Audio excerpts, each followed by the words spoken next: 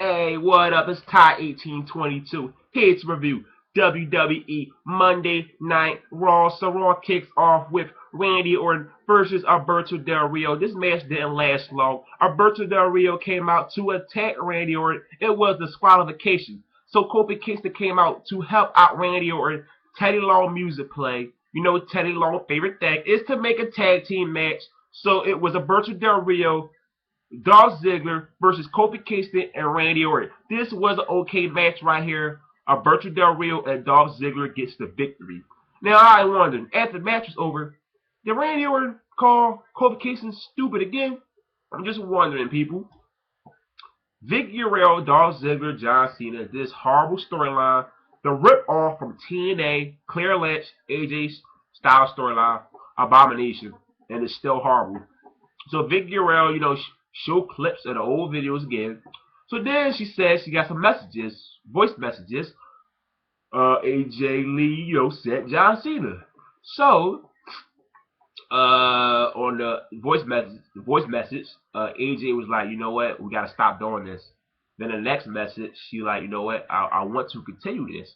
So AJ Lee came out and admitted, and she said he's just a friend. So Vicky wasn't buying it. And, she played another one and another one. So, Dolph Ziggler was out there, with Vic Guerrero. So John Cena came out, punched Dolph Ziggler. He left the ring with Vic Guerrero. I hate this goddamn storyline. The Big Show versus William Regal. It's good to see William Regal back on TV, one of the most underrated wrestlers in the history of the business. Yes, I said history. He's that underrated. The Big Show squashed his ass, no surprise. Caitlyn versus Layla. This match, is for the number contender to face Torres for a Divas Championship. Caitlyn beat Layla in a match lasted about 3 seconds. Thank God, WWE. Jerry the King Lawler makes his return. They showed the video of, him passing out at ringside, on a stretcher. I didn't like that part. I mean, we all know what happened with Jerry the King Lawler, but I don't want to see a whole video package of Jerry the King Lawler, dying. Come on, WWE. I didn't want to see that shit, and a lot of, fans got pissed at WWE for exploring that shit on national TV to all the fans. We all know what happened. Now you trying to remind us now on video? I mean, come on, WWE. How low can y'all get, man? I'm not shocked. This WWE, like I always believe this. This a man, he don't give a fuck about these people. He don't give a fuck about JR. He always trash JR. He don't give a fuck about Jerry King Lawler. He don't give a fuck about the superstars. All he give a fuck about is making money off these superstars, and that's it. And you got Punk, saying that Jerry King Lawler, Jerry King Lawler was saying how he happy to be back. So Punk said, "Good thing you left the ring, because if you did, I'll beat you to death." I'm like, come on, WWE. Once I heard CM Punk music hit, I knew this was for heat, to get Punk heat, cheap heat. And I didn't like this at all. Of course, Jerry King Lawler, agreed to do this thing. But I wish WWE just cut a little bit of stuff out they planned earlier. But they didn't. They just went, full blast on this segment. You got Punk saying that his heart attack was a stunt. Like, really a stunt? Like, really, WWE? I mean, that's very fucked up right there. Then you got Paul Heyman faking a heart attack. And Paul like, hey, Paul, what's going on? What's going on? I didn't like that shit at all. So yeah, Mick Foley, coming out talking about the heart attack again with Jerry the King Lawler. I'm like, what is this shit right here? You got fans getting pissed at what was going on. And, he was saying how, you respect Jerry the King Lawler. Then he, Paul was telling him that, his Survivor Series team is nothing. Then Mick Foley told CM Punk, he want to face John Cena later on, of course, and that John Cena match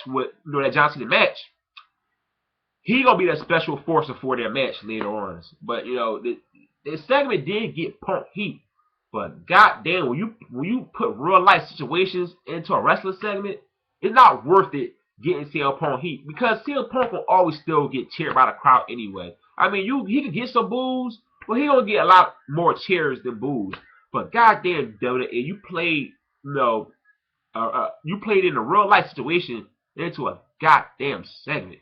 How low, WWE? An 8-man tag team match. Justin Gabriel and Tyson Kidd teams with Rey Mysterio and Sin Cara versus the primetime players Primo Epico. This was a good 8-man tag match. I love the ending when Rey Mysterio he gave Darren Young the 619. Then Justin Gabriel hit the 450 splash. Very entertaining ending right there.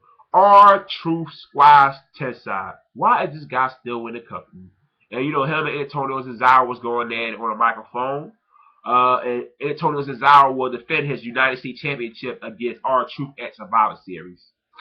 Brad Maddox versus Ryback. It was an ambulance truck out there with a stretcher out there. And of course, Ryback squashed his ass. He was on the stretcher. Then Ryback took him off, continued to beat his ass, then threw his ass in the back of the ambulance truck. Sheamus versus Mr. Bowtie Swag, like my homie Ricardi calls him. Of course, Sheamus squashed Mr. Bowtie Swag, David Otunga. And earlier, got to mention, the Miz, wanted to join Mick Foley team at Survivor Series. So the fans had a choice to vote between Santino Marella, Zack Ryder, and the Miz. And they voted for the Miz, so the Miz will be on that team. So then the Miz team with Kane versus Damian Sandow and Cody Rhodes. Miz and Kane got the victory, and Daniel Bryan was like, kind of being jealous. Kane might have a new partner someday down the line. Daniel Bryan was very funny in this thing right here. The main event, CM Punk versus John Cena. This was a good tag team. This was a good main event right here. How the hell I botched this at tag team match on a one-on-one match? How the hell did I do that? But it was a very entertaining match. Punk was trying to leave. Ryback came out and Punk was trying to escape. John Cena got his ass back in the ring. Gave Punk the how can I get John Cena move now? He added to adjustment. Yeah, for the 1, 2, 3. So then you got Ryback and Cena staring at each other, and the belt on the mat, the WWE title, and the crowd saying "Feed me more." That's a good sign right there for Ryback, and that tells you how over this guy is. We got him in the ring with John Cena, and he's a babyface himself, not a heel. Usually if it's like a tweener or a heel, people be like, "Oh, he's over than John Cena." This just showing you how over Ryback is, and he got the crowd to say "Feed me more" in the same ring as John Cena. Both guys holding the belt. Punk like, that's my belt. Punk trying to get the belt. Ryback and Cena didn't let him get the belt. Ryback and Cena kept holding the belt. Then, Raw went off the air. This Raw was okay show. This Sunday, Survivor Series, should be a decent pay-per-view. So don't forget, hit the subscribe button. I am out. Peace.